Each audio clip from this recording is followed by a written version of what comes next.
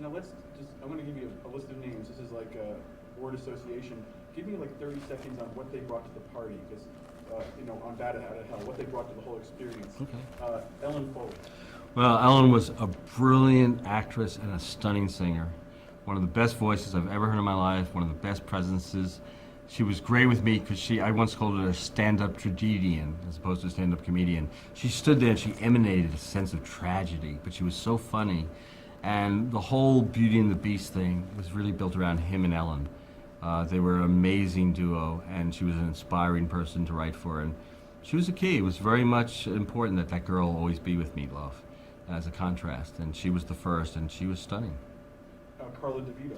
Carla replaced Ellen. Ellen wasn't able to go touring, and Carla replaced her as a live performer, and Carla was dazzling. They were very different. Ellen was a great live performer, and Carla was a great live performer.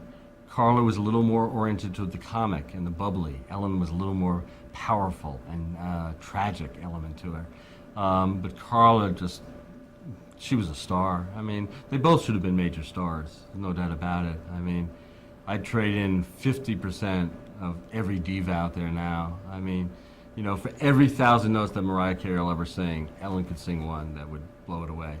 And nothing against Mariah Carey. I'm sure she's fine. It's just, they were both astonishing performers more than anything. And they both had theater training.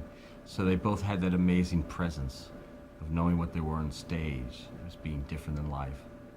And let's give the manager a little 30-second bite. Sonnenberg. David Sonnenberg just loved this. He was a lawyer. He was a theater lawyer, so he also had a theater background.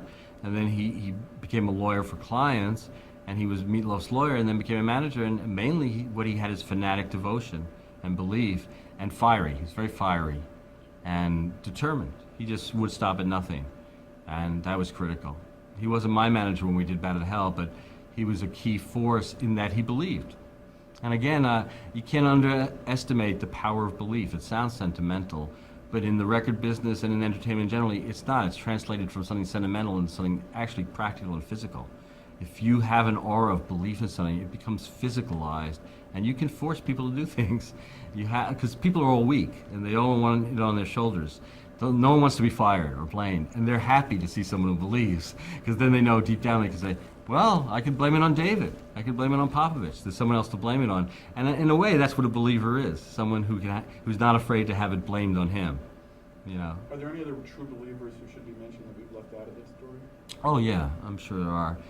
I mean, that's the biggest scale, but there were a lot of people who worked with Steve Popovich, just unknown people now. Marty Mooney and Stan Snyder, I remember, Sam Letterman. There were people at CBS, Lenny Pizzi. There were people here and there who believed in it.